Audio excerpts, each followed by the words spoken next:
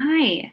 Um, we are entering week 6 now, and I thought I didn't do a video for week 5. I was out in a remote area and I could just check my email, so I couldn't even get an audio recording.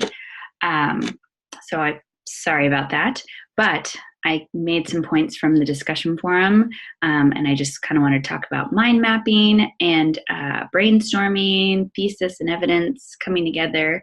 So I saw a lot of discussion about mind mapping. You brought back memories from, high school where you thought, oh, bringing brainstorming and figuring out what's your one main point. And yes, I think those are great um, sources, and it's good initial pre-writing strategies. And some people like to free write for their pre-writing strategies. That can be just, where you just pen to paper and you don't stop for 5 minutes. You can also do typing. I forget what it's called, but you just cover the screen and you just type, and then you kind of for 5 minutes, and then you go back and look. The great thing about pre-writing is you get to see what you know. Like, what are your preconceived notions? What are your initial thoughts on a specific topic? And an important part with pre-writing is that you don't judge your writing. You offer yourself permission to write badly, as I like to say, because if you start judging your pre-writing strategy, then you're already putting yourself in this little box where you are setting it to just these expectations, these parameters. But if you offer yourself the opportunity to have no judgment in what you put down, you have no idea what might come out. And it could be something really interesting. It could be something worth investigating. It can be something that you're very passionate about, that you're like, oh yeah, I'm really passionate about this area because it keeps coming up several times. Maybe that's worth exploring. And I think those are really key points with pre-writing, is that you do not judge your writing and you offer yourself just freedom to just write terribly. Don't worry about grammar. Don't worry about like one awesome hook or main sentence, or did I even have a thesis? That's not worth getting worked up about or trying to figure out, but just seeing what is out there and figuring out what's worth investigating. Because someone else mentioned passion, writing with passion. And yes, you want to pick something that you have passion about, that you have an opinion about, you have a perspective that you want to share, because it comes out in your writing. Your voice comes out when you write with passion, when you write with interest, because it just naturally flows out. You have so much you want to say, and it comes out in your writing, rather than coming up with a topic. You're like, oh, I got to write about this. This is really hard for me. Again, it reflects in your voice. So please do find something that you're interested in. And if you feel like you're stuck on your topic, feel free to email me. I've had students before that say, oh, I don't feel like I'm struggling with anything at work, or nothing's bugging me, and I don't feel like I need to make anything change. I don't know what to write about. I'm like, that's okay. Let's find something else. Like, what about at home, or maybe in a organization you volunteer with? Is there something that you see? What area in your life do you see that can have some improvement? And that just opens up it even more. So don't feel like you have to write about something because that's the set parameters. Feel free to bounce back an email and say, hey, I want to find something else that I'm more passionate about. I can work with that. So thesis, can it be a question? No, because it's your thesis is the answer to a question you have, like an inquiry. When you start getting into like more thought-provoking analytical writing, which you're going to move into in 102, that is, you kind of have an inquiry question, like how do bark colors work in relation to obedience versus fear, right? that would be a question that's worth investigating. And your answer is your thesis statement. I found that, and so that is, questions are involved with thesis statements, but not your finished product. It's just what launches you into the investigation. And it shifts a lot. So when you're writing, we get to just stick to one paragraph where we can kind of see our thesis and evidence go side by side. And is this really, are they aligned? Is this, am I still talking about the same thing after I figure out my evidence? Is it supporting it directly? But as you're moving into papers, like longer papers, you're going to see shifts happen. And your thesis is going to need to be tweaked as your evidence starts to get pulled up, because you're wondering like, oh, wow, all this evidence is coming out. And it's not really relating to my thesis anymore. Well, gosh, now I need to rethink this. Is this really what I think? Or as I'm reading this, my thesis is starting to shift. Or as I'm reading all of this evidence, maybe this isn't what I'm really looking for or what I believe in, because even though this is what the evidence is saying, that's not how I feel. So kind of playing this like head-heart game, trying to figure out what is true, what do I feel is true, and if what I believed, is it, are there other people out there that can back me up? Nope. Shoot, now I'm in a tough situation. And so that's kind of that whole process of like generating and judging, right? You generate all this information without judgment, and then you go and you judge it and say, okay, what's good? What's interesting? What am I passionate about? Okay, I'm going to throw away this junk, and I've got this piece. Now I'm going to go and investigate. And again, you're generating, do not judge, just generate. And then you see what you have, and you're like, okay, now I can judge. Now I can pick out the important pieces. And so that's kind of how that process moves from the paragraph writing into essay writing, is this idea of generating and judging. You have to give yourself freedom to just explore and figure out what's out there. And then you go back and you pick apart what's important, what's relevant, what's the pattern, because if you don't, then you might miss out on something really incredible.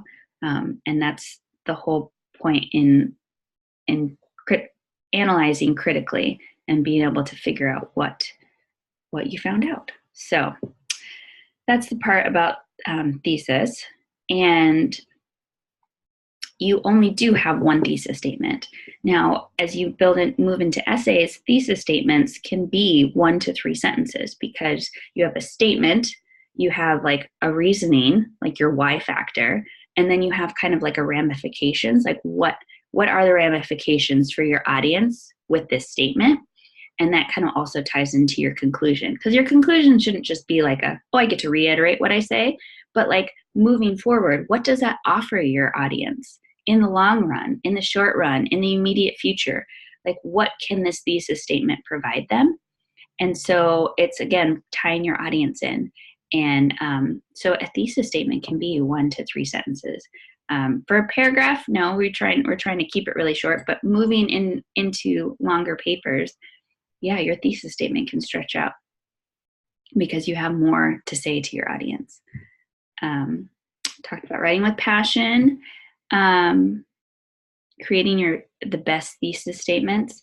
I think offering yourself room to generate is super important. So if you are doing like mind mapping or free writing, allow yourself big parameters, because then you can really kind of you have more to pick apart, right? If you allow yourself room and you've generated more, and so you have more to judge, which is great because you have more to work with. So talked about how long should a thesis statement be, right? 1 to 3 sentences. And you want to have like a general statement, dogs are good, right? That's a general statement. 10 people could say that, but they're all going to have different reasonings, right? The why factor. Dogs are good because why? Because they're friendly, because they're good for families, because they are therapeutic, right? There's a million reasons. So your why factor is super important. So that's kind of what we're working on in 101 is the statement, and then the controlling, like why do you think dogs are good, right? And so that's those two pieces combined is a thesis statement. And then your evidence is going to support your why, right? So if you say dogs are good because they offer therapy for post-traumatic stress, right? That's a thesis statement. And so my evidence is going to show my audience how dogs offer support for people with post-traumatic stress. I'm not going to offer evidence on like dogs are good, but the why piece, the post-traumatic stress, that's something specific that you have to offer and share your perspective, right? So if I switch my thesis and I say dogs are good because they make you feel safe, right? My evidence isn't going to be on post-traumatic stress. My evidence is going to be on why dogs make you feel safe. They make you feel safe because, you know, you can keep going on and on, but dogs are good for, you know, single moms because they make you feel safe and secure, right? So my audience is now single moms. I have a thesis of why, and then why, you know, why would single moms need to feel safe, right? So your evidence will directly reflect that. And it's very specific, very tight, very clear. There's no, I'm not moving outside of that for my one paragraph. So that's really good. And the important piece of the why factor is the critical thinking, right? You have to figure out why you think that statement is true. And so, you know, I know with 101, you feel like, oh gosh, I've done this before in high school or in college or PCC or wherever you went to school before. But the difference between this course and those other courses is we're really focusing on that critical thinking. I want to know why. And you need to prove it. You can't just say it and be like, ta-da. You have to prove it. You have to read. You have to research. You have to think about who else believes this to be true. And that's the whole point of 101. And we get to start with one paragraph because you have to really stretch your mind and think, why? Why do I find this to be true? And who am I speaking to? And there's all these moving parts of this all at onceness. And so being able to practice all of that with one paragraph is a great, you know, reintroduction back to school. So that's what I have for today or for this week. And you have your writing assignment 4, which is kind of a fun piece. You get to be creative and just pick one moment, a little window that you want to share, but it can't just be like a fun story. It has to have meaning. And what's the meaning to it? And who would want to hear this? You know, if I'm talking about moving back from South Korea pregnant and trying to find a job, you know, we moved back and I was 8 months pregnant and we had no idea what we were going to do moving back to Portland. We didn't have a house. We didn't have a job, and I was going to have my first baby. And what are we going to do? But the whole point of that story was I knew that I was at peace with it. I knew it was the right thing to move back. I could feel God's presence telling me that it was all going to be okay. And my husband was super frazzled about it, but I was totally at peace with it. I said, you know, we're going to be fine. I know it. I just know it because I feel God's presence, and I know that He wanted us to come back to have our baby and start our family back in Portland, and everything's going to be okay. And it did. It totally worked out. He got his job at George Fox within like a month. But, you know, that story has a point, and who needs to hear it, right? So the point is, you know, you have to feel God's presence and know that you're at peace at it and give Him your worries. And my audience would be other people who are struggling with big life changes, like moving or having a baby is big life changes. And you need to be able to just find a way to release that worry. And for me, it was giving it to God and feeling the peace and being okay with whatever was going to happen because I knew we were going to be okay. So enjoy the writing assignment 4, you know, have fun with it, find something a little snippet, a little window, a little memoir that you want to share. And I can't wait to read them.